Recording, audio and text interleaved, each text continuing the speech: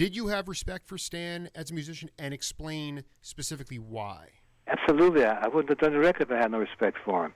Again, he's out of the Lester Young. He's one of the guys, him with Al Coyne and Zoot Sims, and now Harry Allen, who are carrying the Lester Young tradition to its utmost. And I admire anyone who has the audacity to reckon to be into the footsteps of someone as gentle and as well known as Lester Young.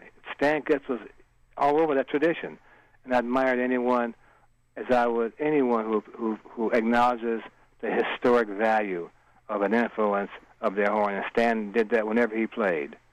I thought that was enough reason for me to say, this guy needs all, as I do with any act. And when you kind of say that, when you kind of land on my respect for Stan Getz, the implication is that because I didn't respect someone maybe as much as Stan or more than Stan, my ability to perform with them changed.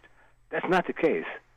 Yes, I have my personal views on a person and a plan and stuff, and yes, I like Stan's presence on the scene. I like, for me, what impact he had on the saxophone, but that didn't color my ability to help him play as well I thought as I could help him play as I did with someone else who was not a Stan Getz. That kind of has to be made clear for your listeners, because it sounds as I'm implying that because I had such a high regard for Stan Getz, I gave him more of me than I would give a saxophone player who is not Stan Getz. That is not me at all. Absolutely not. No, I mean this is this is a documentary on Stan. We're not talking about Dizzy or anybody else that you've played with. Yeah, I understand that, man. But if I don't make my position clear, it gives Stan Getz more responsibility for me than I'm giving somebody else. You know what I'm saying? I think there's not a clear picture of my loving and respecting him and on the scene any more than someone else. And I can't let that go to say that they imply that I held him in higher regard than somebody else. No, that's not what I'm saying. Mm-hmm. Oh, I understand. And that's important for me to get that clear for your biographers. Absolutely. Ron, can you talk about the significance of Stan as far as somebody who, did you feel that he was somebody who always wanted to push the music forward? I never knew him that well. Then you talk about, I would love if you could just spend a minute or two. This is fascinating to me. The sessions were not released until about 5 years ago, but you and Herbie and Elvin were the rhythm section for this really amazing album that eventually got released, Tony Bennett and Stan Getz. And I wanted to know your memories. You've done thousands of sessions, but can you talk specifically about working with, was that the first time you worked with Tony? And can you just talk about those sessions in general? Because a lot of that music is swinging. Okay, two things. I don't remember the date at all. What's the name of the record? I have to get it so I could tell you that next month. What's the name of the record? I'm going to get it for you. It was re-released as here we go.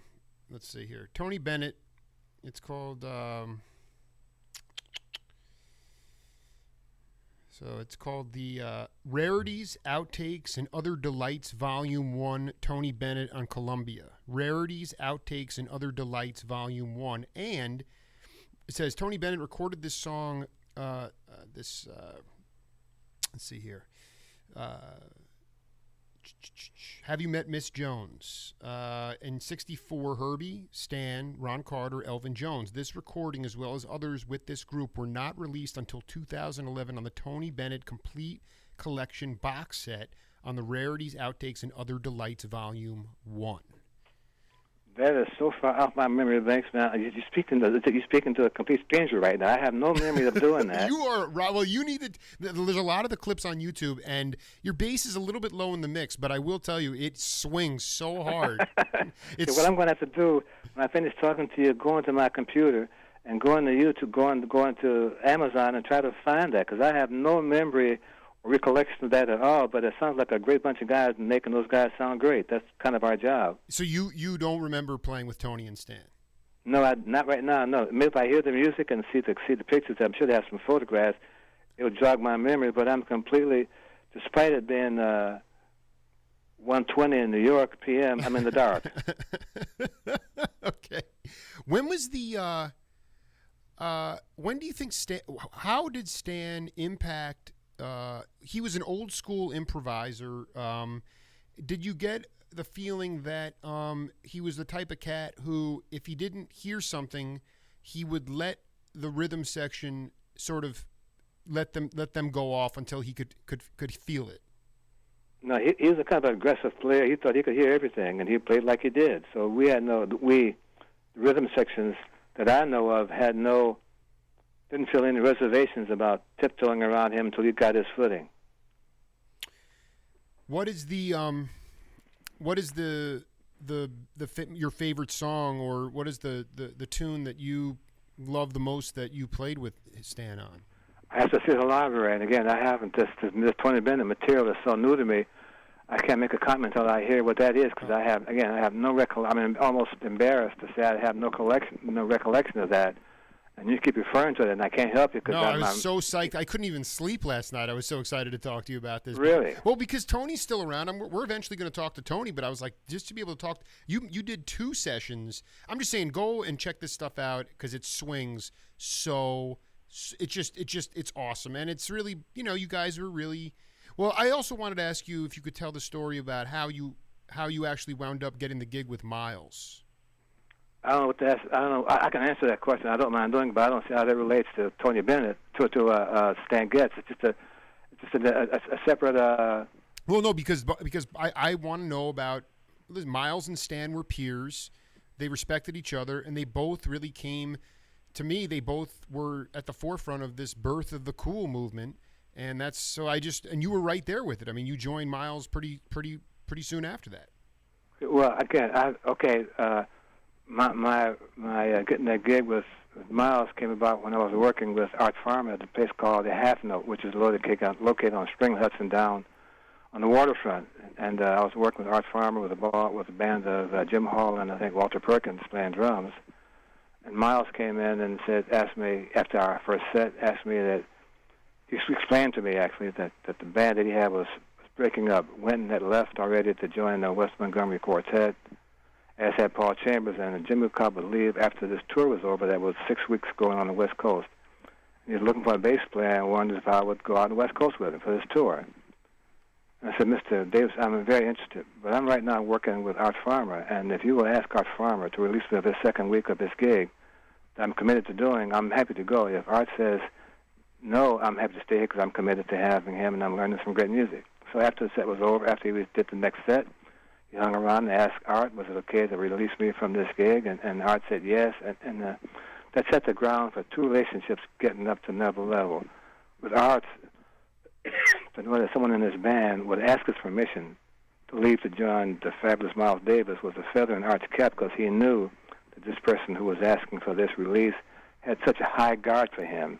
He was willing to risk his career improvement, theoretically, to stay with Art longer. And secondly, it set the tone for Miles that I had high regard for my commitment to whoever the leader was. That included Art Farmer. If I'm with your band, it now includes you. So it set the tone for a lot of interesting conversations and relationships, and I'm happy to have been part of that. Switching back to Stan, I know you got to get out of here. Can you talk about, in today's world, I believe you're at Juilliard, you're teaching there now? Yes. So explain to everybody across the world listening right now, and even to, why... To future generations of students, why is Stan Getz relevant? Not his personality, he was a Jekyll and Hyde personality, but as far as why is he relevant in 2016 to the lexicon of music? You have to ask those guys. You're asking me to put myself in their position, and I can't do that. All I know is if he were to call me today, and I'm being kind of tongue-in-cheek, but you get my point of view, if I could get in a call from him today, to join him for a session within a half hour, I'd be the first guy in line at the studio to open the door, because he's a great player. That record for musicians only, man, it is so far out. I mean, it's so happening that to have a chance to play with him in that kind of heated improvisatory environment. I mean, everyone's on fire, and to be a part of that situation, something I long for, man. And if he would call me, I'd say absolutely, and I wouldn't even ask him what he's going to pay me until after the date, so I wouldn't be disappointed. Could you just, before I let you go, can you just talk about how the three of them burned together so well, but left space? I'm talking about Sonny, Dizzy, and Stan.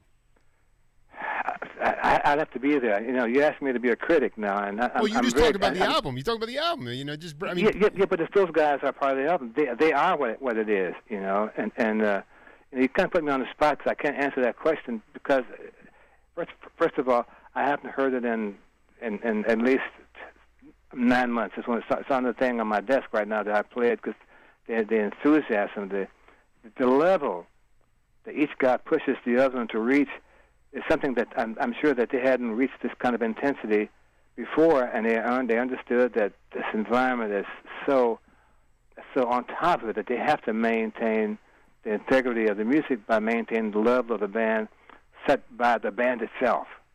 And that's something I can explain to you how Sonny Stitt and Dizzy and Stan were able to play the whole record on that kind of incredible level of intensity and improv. Stan Getz is so far on top of his game that it's just stunning to wonder why he doesn't do this more often. Well, maybe this is the first time he was in that kind of environment that made that necessary. He was not the boss. The music was the boss. Dizzy Gillespie was the boss. Sonny Stitt was the boss. And they put on Stan Getz along to get in this boat and let's get this party started.